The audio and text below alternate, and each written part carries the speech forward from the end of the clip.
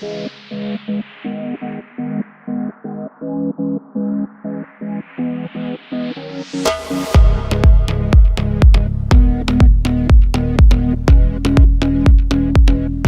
along to the latest episode of Meet the Manufacturers, the podcast.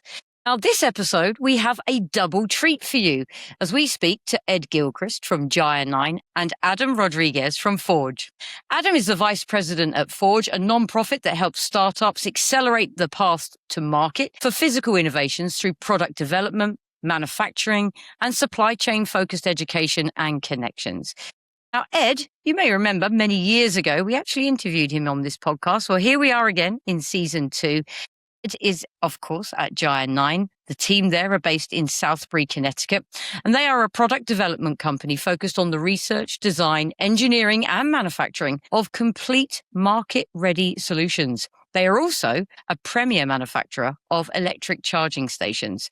Ed, Adam, welcome to Meet the Manufacturers. Thanks, Claire. Thank you, Claire. It's great to have you guys here. Now, we're going to kick it off with a little bit of positioning, if you like. Kicking it off first with you, Ed, if I may. Tell me a little bit about you, how you got to where you are now, and tell me a little bit about Gyre9. You know, it was the big plan, Claire. I got out of school with an electrical engineering degree from RPI and worked in aerospace for about a decade and got convinced to go help run another company and left, went to go run this little company that was actually close to bankruptcy, which was actually a very good learning exercise because the owner's like, well, you should go back and get your job because I don't have any more money, and basically put my head down. And for 3 years, just like did everything like sale. I'm an engineer. I'm not a sales guy, but did sales and accounting and all of that. And we turned it around and sold it for quite a bit of money, of which I got none because it wasn't my company. And then when that was sold, it's like, okay, what am I going to do? And so, well, a friend said, why don't you start your own company? So I did. And that was my first company back in the 90s, Ninth Wave. And that got kind of flipped upside down and sold and reorganized and had partners. And eventually that went away. And in 2006, started this company to kind of do the same thing again, but without a partner, to do product development and engineering and eventually get into manufacturing, which we did probably now 12, 13 years ago. And here we are today. And thankfully, I survived, Claire, from 4 years ago. It's always, survival's not guaranteed in business. So being back is a wonderful thing. Yeah, we've been through that little thing called COVID, haven't we? We've been through lots. We're going to touch on maybe some of that a little bit later on.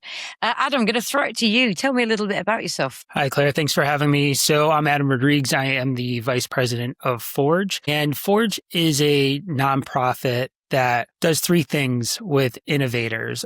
And it's why I'm here today, because it's exciting work. But we educate innovators that have physical prototypes. So think anything that you can touch, feel, hold with your hand. Those are the innovators that we're working with. And it's really difficult to bring a product like that to market. In fact, I think maybe 3% of hard tech innovators will actually make it to market. With Forge, what we do is we intervene early. So we work with these innovators by providing them with education. We have people on the team who have dozens and dozens of years of supply chain experience bringing products to market, people that have run their own companies. And once they have that education and they're ready, we connect them with wonderful people like Ed, who can actually make those products a reality and bring them to life. And the third way that we help is by providing non-dilutive product development grants to work with people like Ed. A lot of the funding for this is not always there. Me personally, to paint a picture, I would say, here's a good way to do it. My college essay, the first line in my college essay is, I told myself I would never work in manufacturing ever. So my dad worked in manufacturing, my uncle, my grandfather, my cousins, and I saw what they did, and it was hard work. And as a young teenager, the last thing you want to do is hard work. So, but here I am working in manufacturing. And so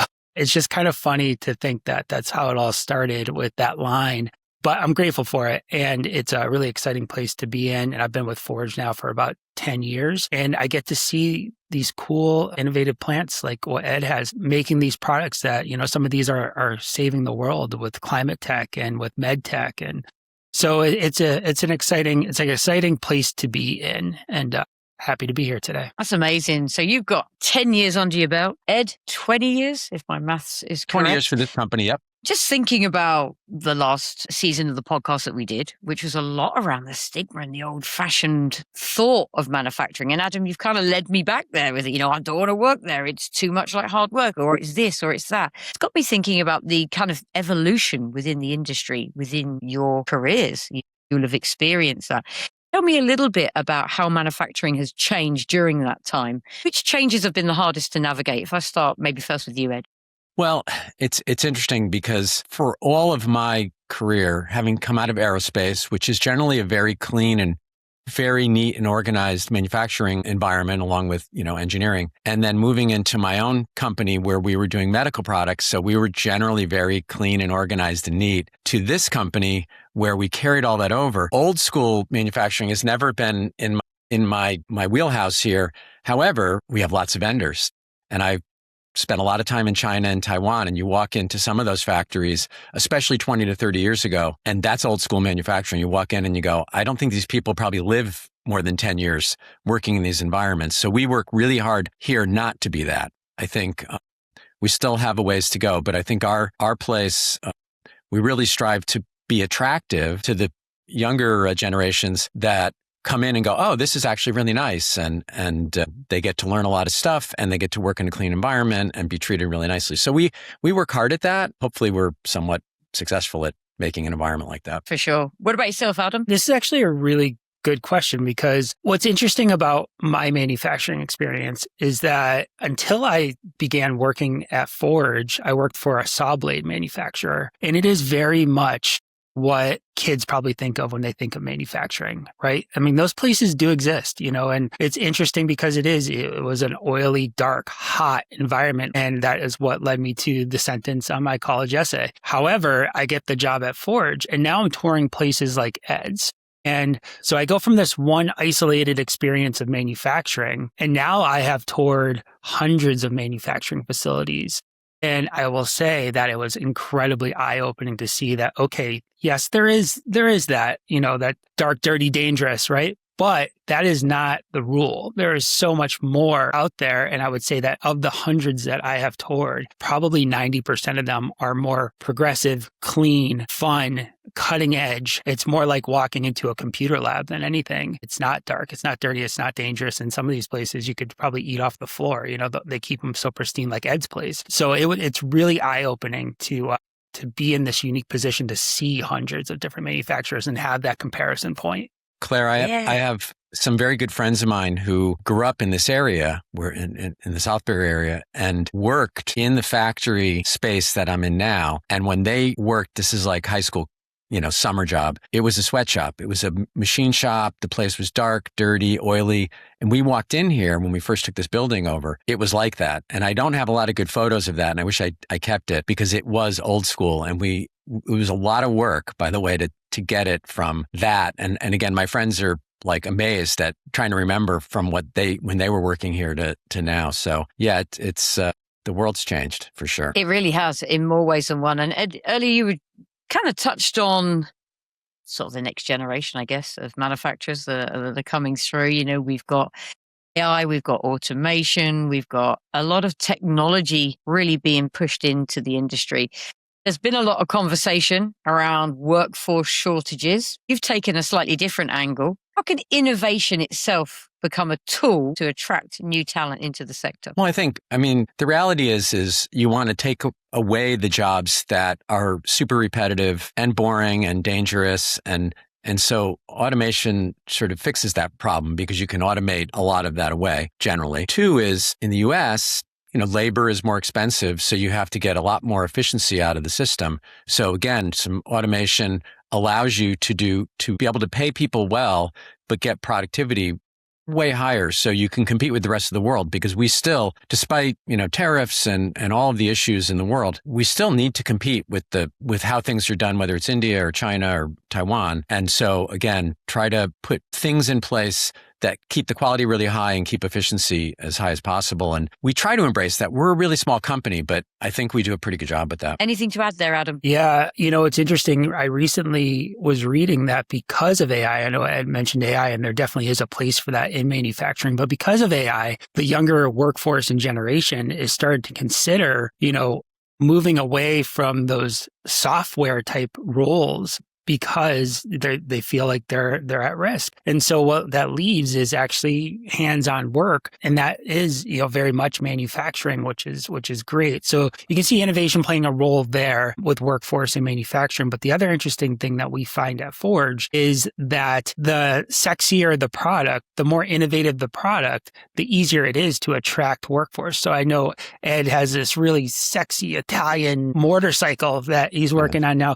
If you're a young kid walking into a plant and you see that motorcycle sitting there, you're going to think, oh, that's cool. I want to work on that. And one quick anecdote I have is that I remember this was probably about 5 years ago, and it really leads to this point. We were touring a manufacturer in Westfield, Massachusetts. And as the president of the company is giving this tour, and there was a group of high school kids with us, you could tell some of them are zoning out and whatever, and all that stuff, right? Why am I even here? But then she said, I want to call everyone's attention to this. Do you see this component that I'm making? And it's a tiny little component. She's like, this component was in the equipment, the night vision equipment that caught the Boston bomber. And you could just tell that everybody, all of a sudden, it just clicked like, this is cool. I'm going to pay attention for the rest of this because this is a cool thing. And so I think the cooler the innovation as we start to develop these things, I think the easier it's going to be with exposure to attract workforce into manufacturing. Yeah, good point. Thinking about Connecticut, we could call it the Connecticut advantage, with our long history. What makes Connecticut a compelling or indeed a challenging place to run business in 2026? Well, to me, I think I'll give you the good. On the compelling side, look, we have access to a tremendous educated workforce, right? When you think about from Boston to New York and you draw a circle, it's a pretty amazing place to be. Connecticut itself is an expensive place to live and have property and all of that. But that can be overcome. Again, we talk about technology and doing things to make you more efficient. I think that some of the challenges that we have here are the same challenges in the businesses we're in are the same as everywhere else. It's going to be, and I know you'll probably get into it, but the cost of healthcare, which can be actually, and we'll talk about it later, but it can be as expensive as the cost of people. I think sometimes it's the negative is the opinion of like making stuff here in Connecticut. That's a crazy thought. And people walk into our building like, oh my God, like you make these things here.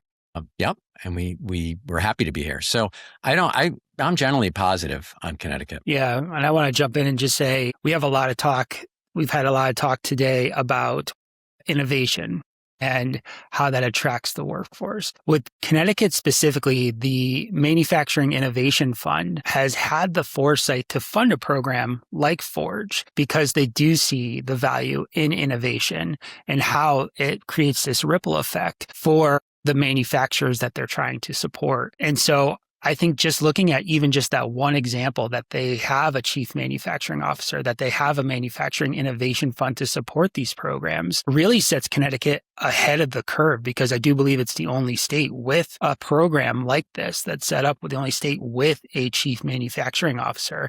And for them to have that progressive mindset to think if we fund innovation, that is going to ultimately pay dividends at the end for our manufacturers, which we are seeing now. We've been in Connecticut for almost 4 years now, and we're really seeing it pay off. So I think that in and of itself is a compelling case for Connecticut that they're ahead of the curve with all of that. Yeah, absolutely. And that's something that's been echoed in previous episodes.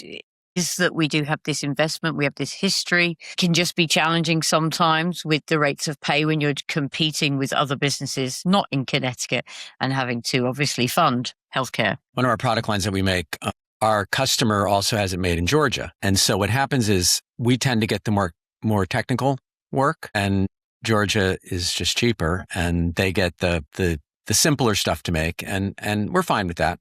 We have, we're happy to share. Yeah, I think that's actually quite a nice way of kind of splitting the load, so to speak, isn't it? And still maintaining that good solid footprint in Connecticut, which is great. Talking about Forge, Adam. Forge sits at the intersection of innovation and manufacturers. It's a great soundbite. What does it really mean?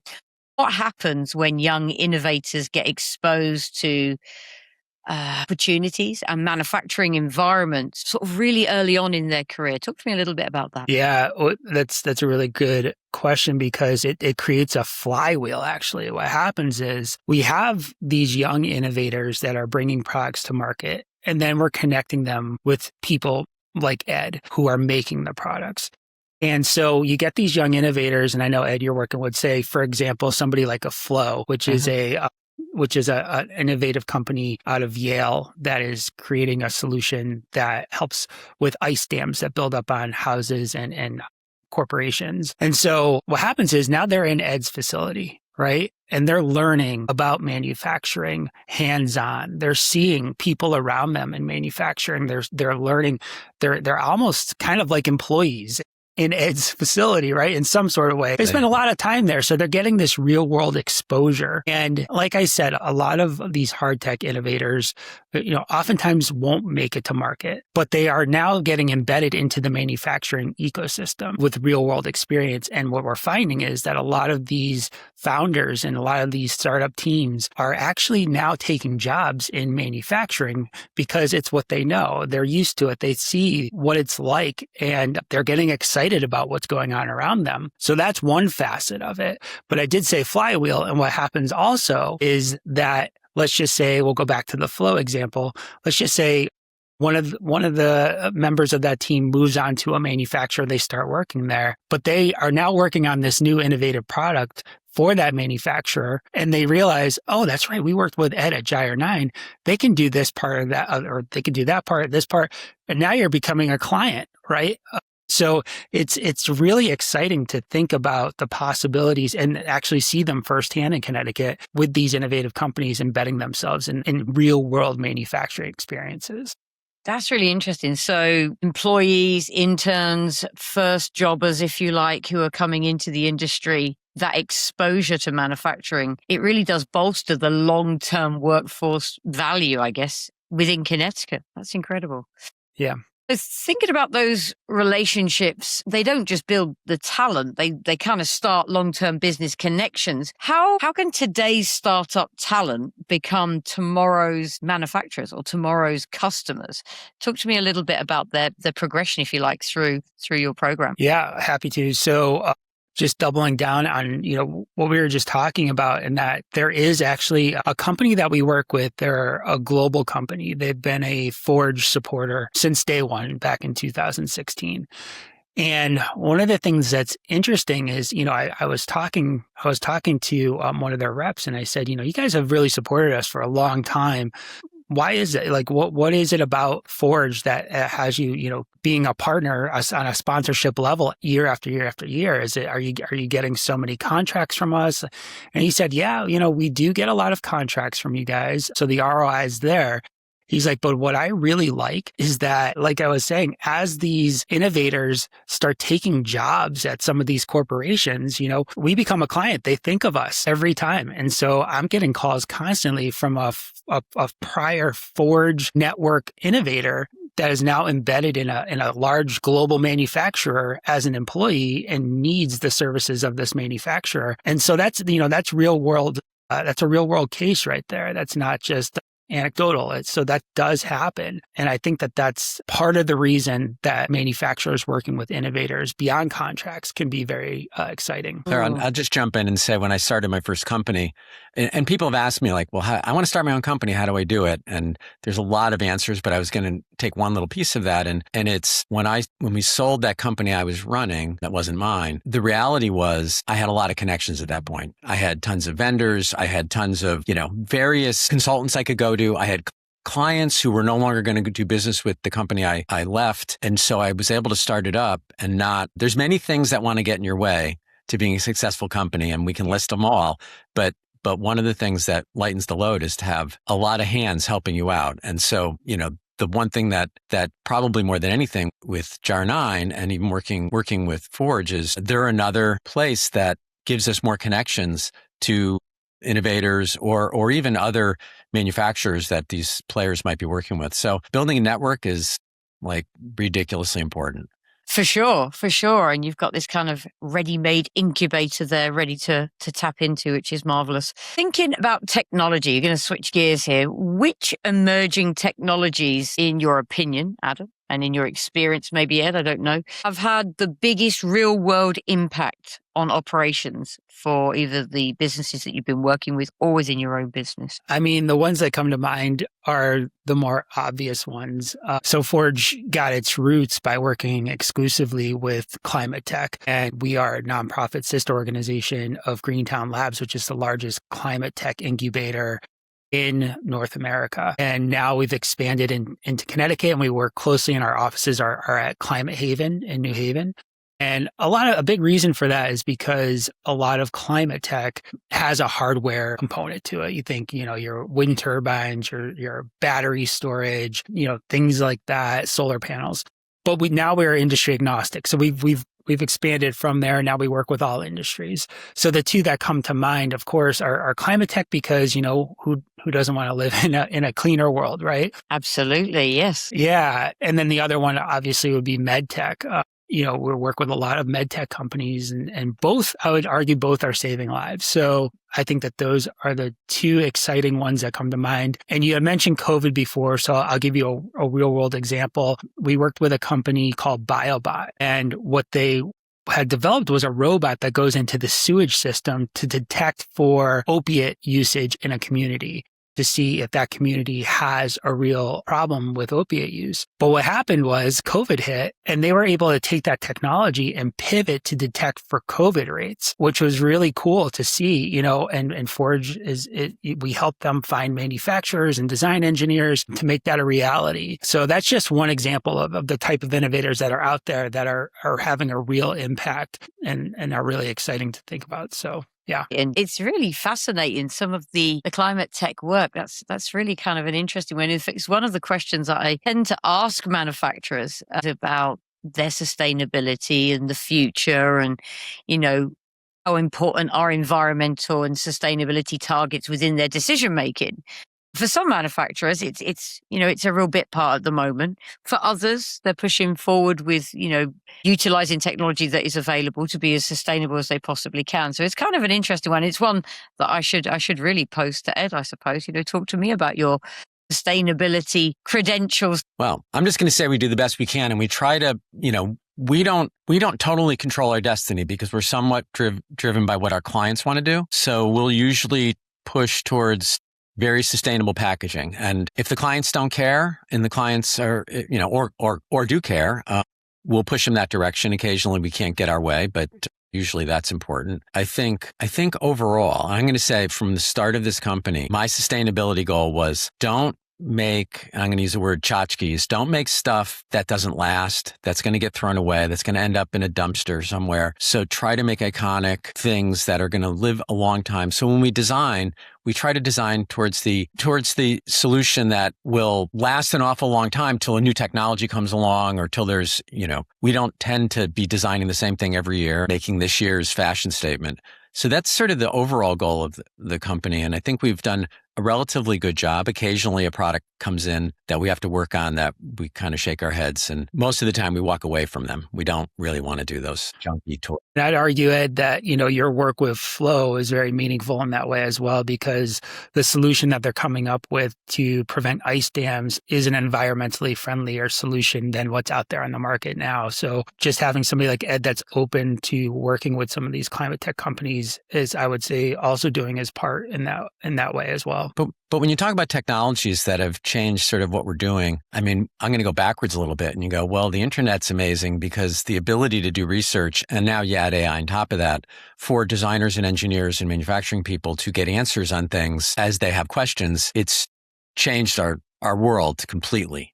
Used to open up the textbook and figure out how to solve a problem. Right now, it's a few clicks. I think that's amazing. I think, the 3D printing world has found its way into manufacturing in a way that, again, 20, 30 years ago, you would have never imagined. And it continues to move along. I mean, I don't want to overuse AI, but it does become useful and more useful as it gets smarter. So yes, it helps you write proposals and write reports and all of that. On the design and engineering side, the tools are getting there. They're not quite, people is still better than the AI tools, but we play with them a bit. But I do think that the transformation of especially manufacturing and product development, since we're in that, over the next 10 years, I'm sort of excited to see how it all rolls out. I'm really curious as well. I hear a great deal about, jobs being lost to AI. And off topic slightly, I recently worked on a project where we were trying to really lean into AI to deliver a particular project. And the results were less than favorable, and it left me laughing so much. And I was like, okay, here's a really good benchmark where, okay, yeah, I can use AI in my home and for my own personal learning or for report writing or whatever it may be. But when I actually needed to use it and to have some kind of thought behind it and for it to be of a professional grade, it fell very short. And it wasn't just a case of poor prompt, but we're getting there. But I feel like we're safe as humans for quite a while yet. The tools that, for instance, doctors use have become amazing because they've always had expert systems for a long time that were, hand created that doctors could go to find, what's wrong with my patient. Now the tools that exist, and we'll call them AI tools, but it really doesn't matter. It's a research tool. If they have a condition, they can get literally all the data. So that's a place that I think is probably transforming as fast as anything, because it's a data thing. It's not trying to come up with design. It's not trying to write Shakespeare. It's literally grabbing data and giving it all to the doctors in a way that is much more useful than it ever was. It's exciting times. We really are in quite revolutionary and exciting times. I'd like to talk a little bit. I've got 2 or 3 more questions for you guys. Policy and regulation. Fun. What government policies or regulatory changes would help most of these innovators or manufacturers get up and running, or indeed, if they're established, really thrive? You're the boss for the day. What rules and regs and things would you do to introduce to help these businesses thrive in Connecticut? The first thing that comes to mind is funding.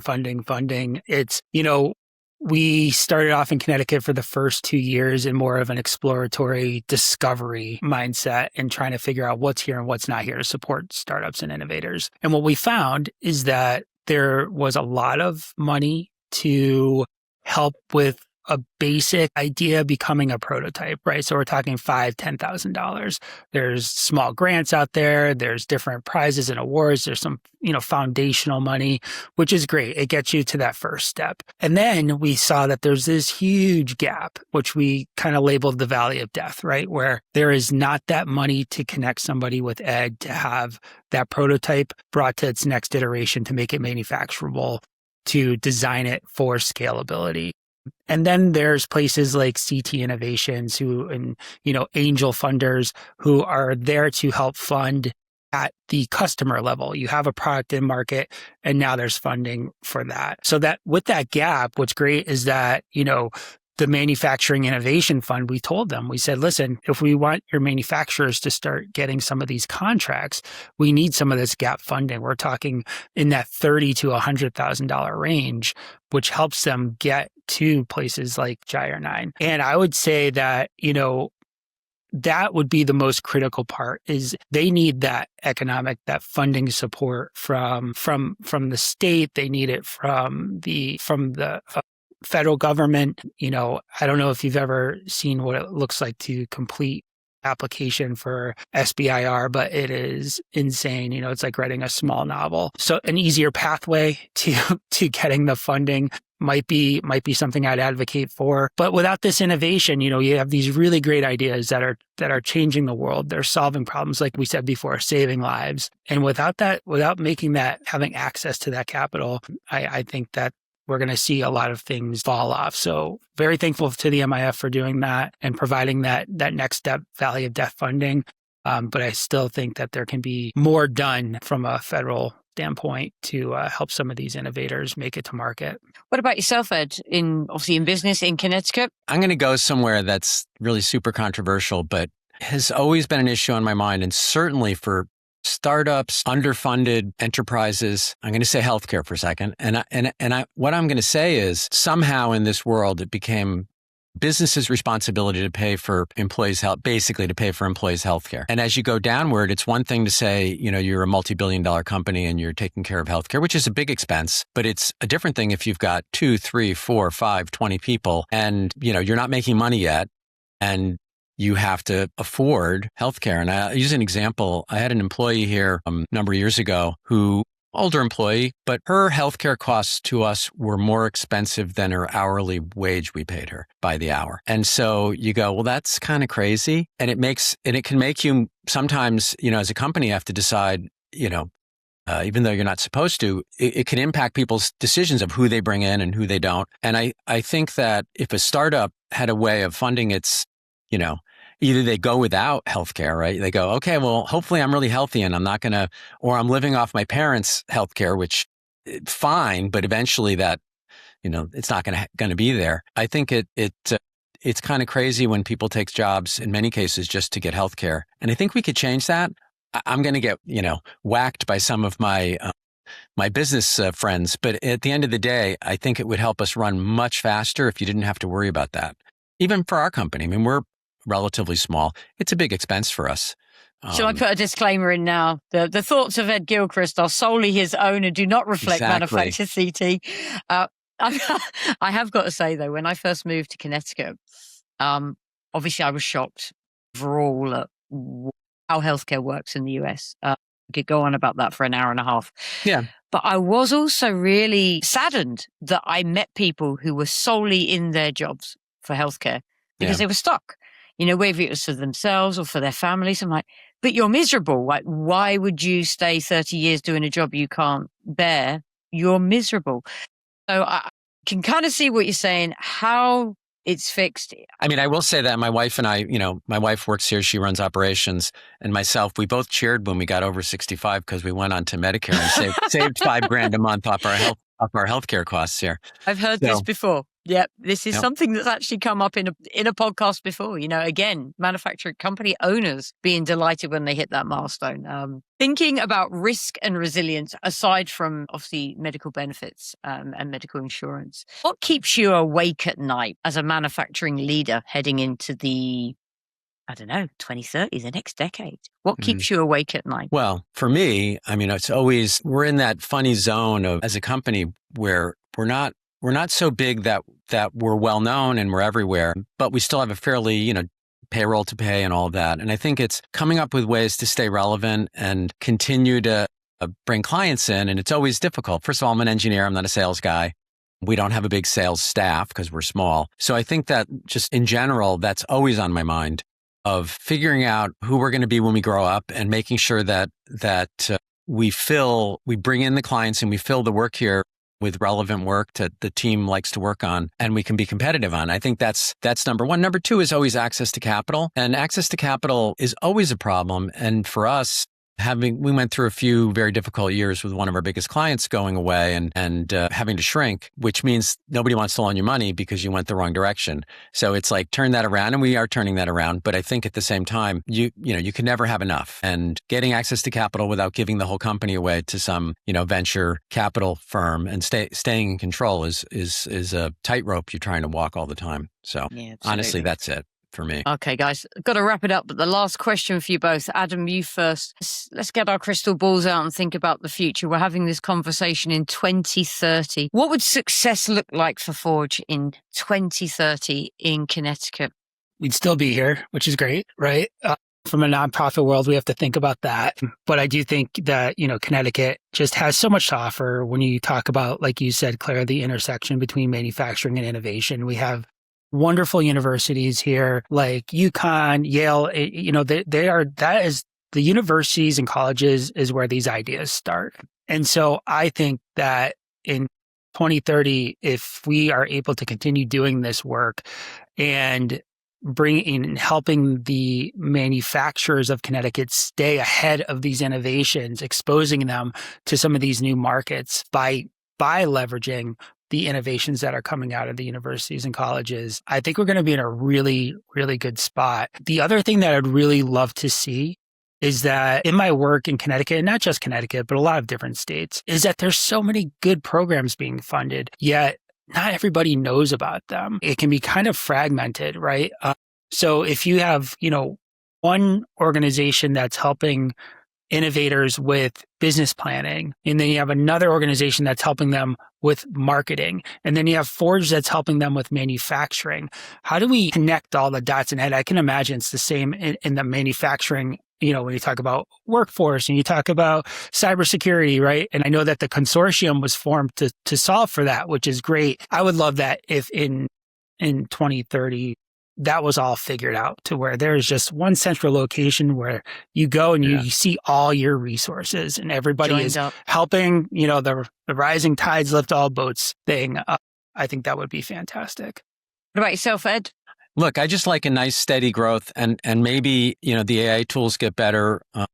Maybe we get more automation. I'd like to have a little more vertical integration in-house. So that's our goal here, is have a little more control, have the ability to pivot for our clients sometimes faster than we can when we have a huge number of suppliers and vendors, which I don't want to get rid of, but I think we need a little bit more ability in-house. So we look for those opportunities. And yes, still being here in 2030. And yes, the alphabet soup of Connecticut organizations and opportunities, I can't keep track of, Adam. It's we talk about it a lot, and you go, we're small. The small companies have the hardest time with that. Yeah. If you're Sikorsky, they could have a whole team of people working on that. It's sometimes confusing. You guys are so busy, there's no time for you to get out there and find these places. And that's the other thing too. That brings to mind right now is that, like, with Forge, and I hate to keep bringing it back to Forge, but that's why I'm here, right? So with Forge, because these smaller manufacturers, and that's most of the manufacturers in Connecticut, they're so busy, they can't go to UConn, they can't go to Yale, they can't go to these innovation summits. So who's going to do that work? And that's what we're doing. We're out there, we're meeting these innovators, we're meeting these next generation of manufacturers, giving them the support they need, and then, giving them that introduction to the manufacturers in Connecticut, because if we could take one more thing off of their plate, then that's what we want to do. I'm going to jump in and say one more thing, Claire. Is one of the things we talk about a lot is getting Connecticut companies to use Connecticut companies. And although everybody would say, yeah, that's great and we all should do that, I don't think it's done enough. I don't think there's enough visibility. So things like this are great, doing these podcasts. But I think people get on the internet, they click a few clicks and they say, oh, there's a company in wherever, Michigan that can do this stuff for me. And you go, no. All those Connecticut organizations need to help, saying, like, first, let's look in Connecticut. Who can do this work for you? And if they don't already know you, it's pretty hard to get their attention. So I think that's something that I'd like to see get better in the state. It doesn't mean everybody in Connecticut should use everybody in Connecticut, but at the same time, all things being equal, pivot, give the jobs to the Connecticut companies. Yeah. Take a look at local first. It's what we try to do a lot. I mean, we generally give it local if we can. Awesome. Adam, it's been fascinating. It's been a great conversation today. Thank you so much for being a part of Meet the Manufacturers. I'm going to diarize you for 2036. Maybe we can regroup and see if we're still here and find out a little bit about what you guys are up to, and hopefully an umbrella of opportunities for small to medium-sized manufacturers in Connecticut might exist. Who knows? Claire, Exciting thank times. you so much for having us on. It's a pleasure. It's an absolute privilege. Thank you so much for your time. Thanks, Claire. Thanks, Claire.